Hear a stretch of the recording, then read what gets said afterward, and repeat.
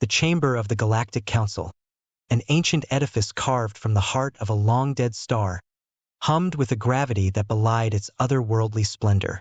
Representatives from the galaxy's most advanced civilizations had gathered, their forms as diverse as the stars themselves. From the crystalline Vedrins, who communicated through shimmering light, to the war-forged Vuroth, encased in biometallic armor, every species brought with them a unique perspective, and today, a shared apprehension.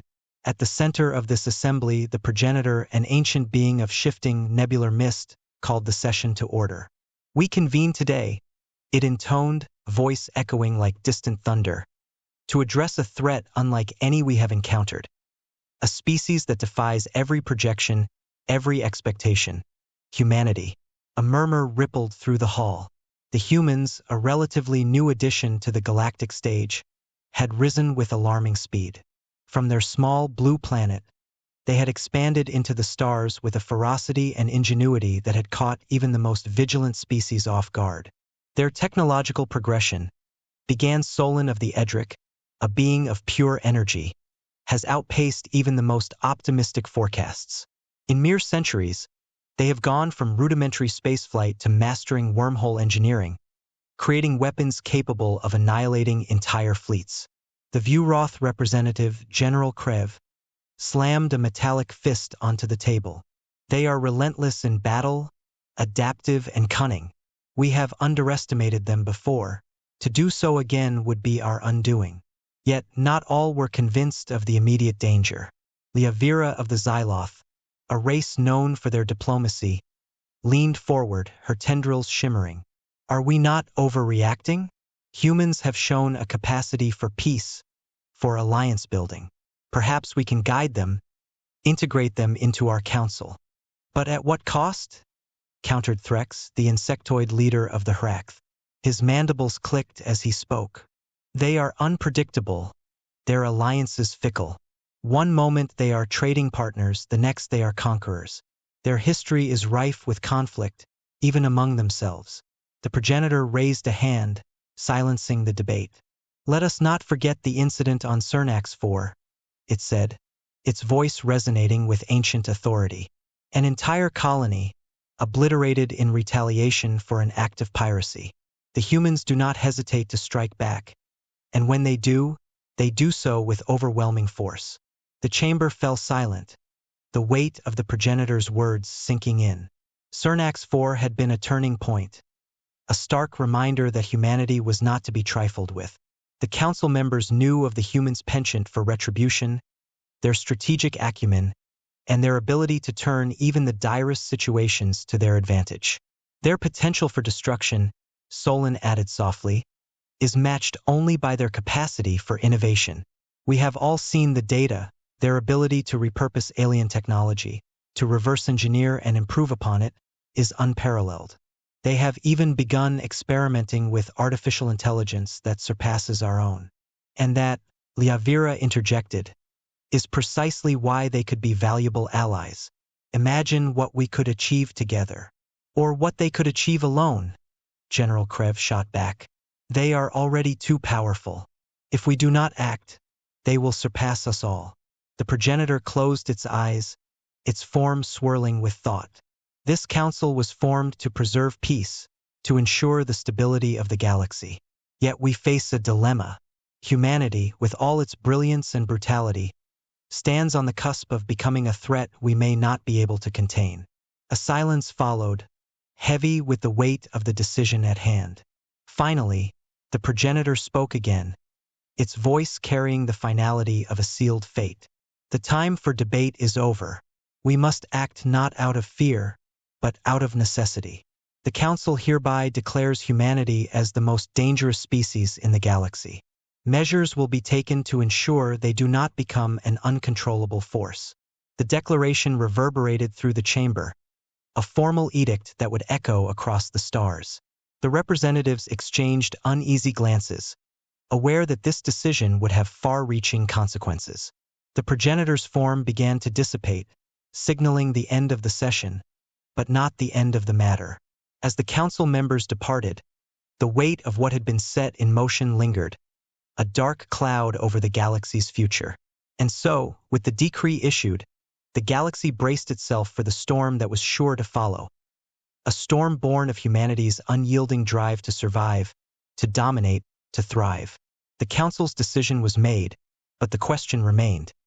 Had they chosen wisely, or had they just sealed their own fate? In the dimly lit war room aboard the UNSF Resolute, Captain Mark Callahan stood before a vast holographic display.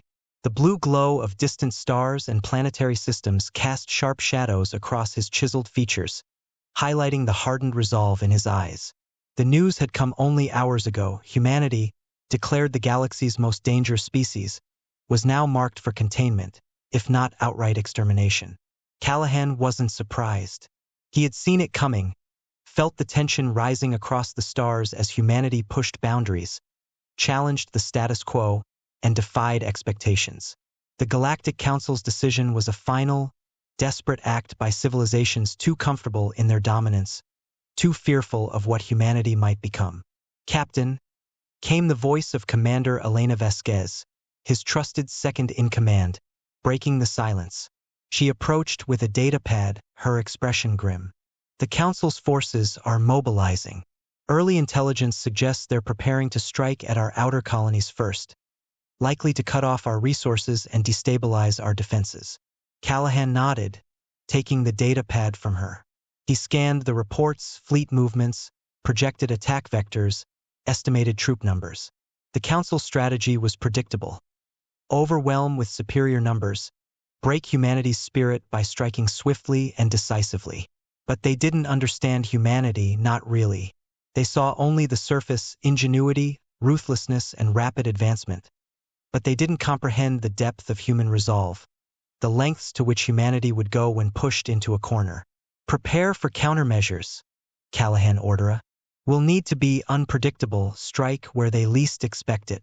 They think they can break us with a show of force, but we'll show them the true meaning of resilience.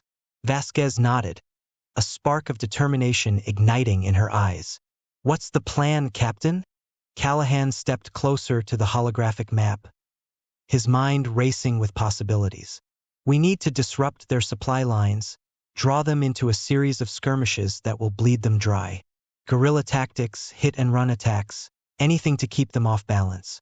And we need to protect our colonies without spreading ourselves too thin. The Council believes we're predictable, that we'll play defense. We won't. He activated a series of strategic points on the display, locations of hidden human outposts, secret bases, and strongholds deep within uncharted space. We'll leverage our hidden assets. They've underestimated our capacity for subterfuge. We'll lure them into traps, force them to overextend. As Callahan outlined his strategy, his officers listened intently, their faces a mix of resolve and anticipation. Each knew what was at stake, and each understood the price of failure. Yet, under Callahan's command, they felt a confidence that bordered on defiance. They had followed him through countless battles, each time emerging victorious against the odds. This time would be no different. There's one more thing, Callahan added. We have to consider the possibility that they'll target Earth directly. If that happens, we need to be ready to defend it at all costs. Earth is more than just our home. It's our symbol, our heart. If it falls, so does our morale. Vasquez's expression darkened. Understood. I'll coordinate with our planetary defense systems and ensure they're prepared for any eventuality. The captain gave her a brief nod of approval before turning back to the display. We can't afford mistakes. Every move we make needs to be calculated, precise. The Council has declared us a threat, and we will show them just how right they are. Humanity won't be cornered like an animal. We'll fight, and we'll make them regret this decision. The room fell silent as the weight of his words settled over the crew. They understood the gravity of their situation. Outnumbered, potentially outgunned, yet undeterred. Callahan's plan wasn't just about survival. It was about proving a point, showing the galaxy that humanity wasn't a species to be dominated or controlled. All stations, prepare for action, Callahan commanded. We've been marked as the galaxy's most dangerous species. Now we're going to show them why. As his officers dispersed to execute their orders, Callahan lingered for a moment, staring at the map of the galaxy. The Council had made its move, and now it was his turn. He felt the weight of his responsibilities, but also the fire of purpose burning within him. The battle ahead would be brutal, but he knew with unwavering certainty that humanity would not go quietly into the night. With one last glance at the stars, Callahan turned and exited the war room.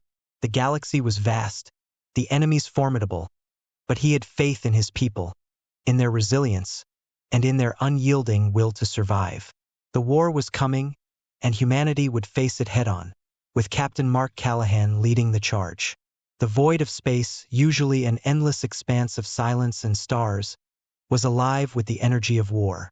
The Galactic Council's fleet, a formidable armada of ships from countless civilizations, advanced through the cosmos like a wall of inevitability. Their objective, the outer human colony of Luton Prime, a crucial hub in humanity's expanding network of star systems. The Council believed the strike would send a clear message, a display of overwhelming power that would crush human resistance before it could truly begin. Admiral Threx, the insectoid Hract commander leading the assault, stood within the command center of his flagship, Dominion of Order. His multifaceted eyes scanned the holographic battlefield with methodical precision.